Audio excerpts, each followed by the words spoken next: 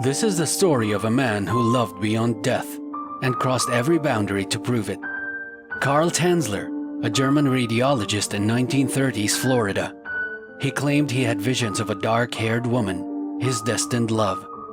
Then he met her, Elena Hoyos, a 22-year-old Cuban-American dying of tuberculosis.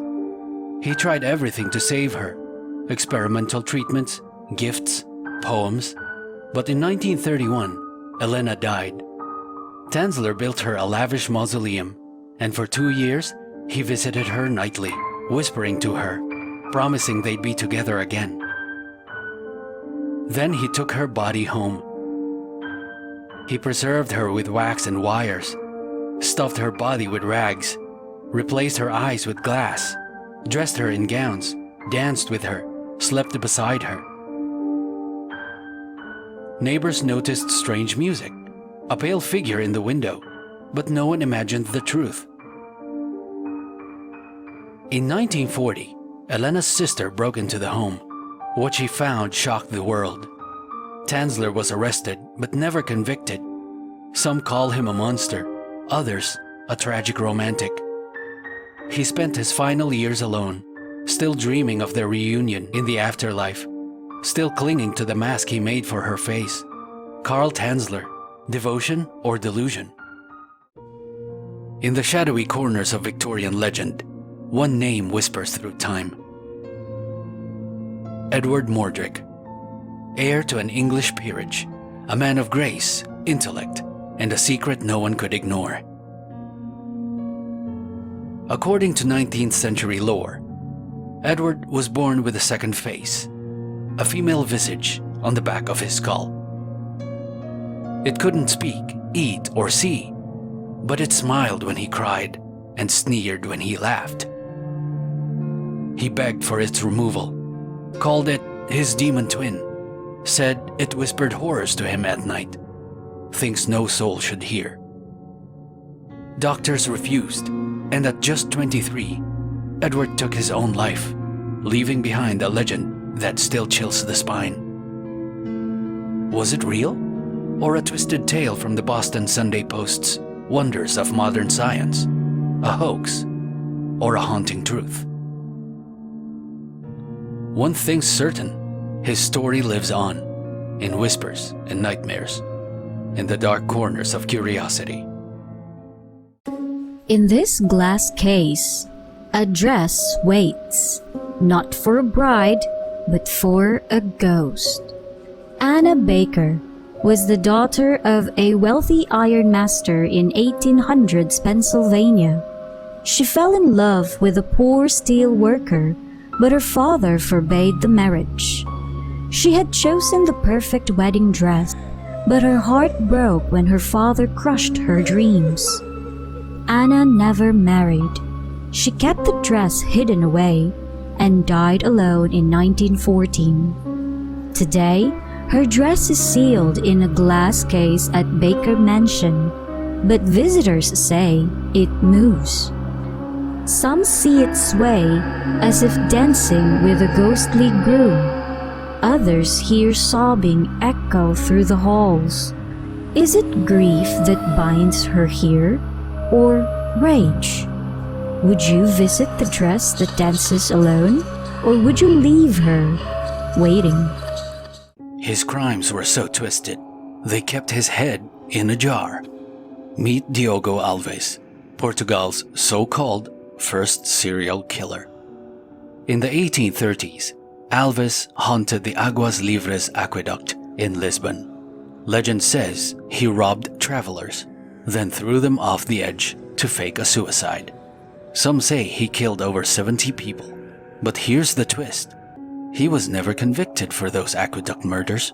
Instead, he was hanged in 1841 for a separate robbery that left 5 dead. So why the legend?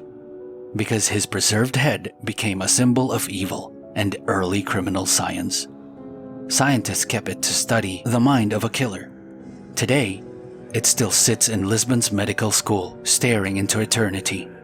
Was Diogo Alves a serial killer, or just a scapegoat swallowed by myth? Either way, his story proves one thing.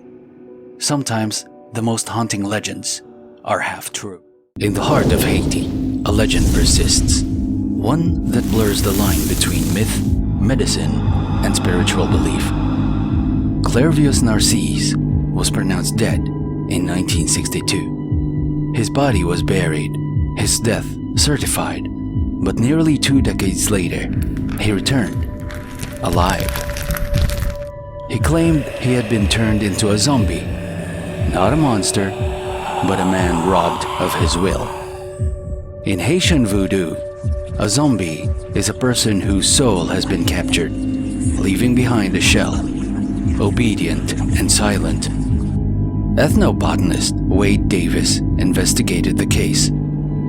He found evidence of tetrodotoxin, a powerful neurotoxin found in pufferfish, enough to induce a death-like state. Combined with cultural belief and ritual, the result is chilling. A person buried alive, then psychologically manipulated into servitude.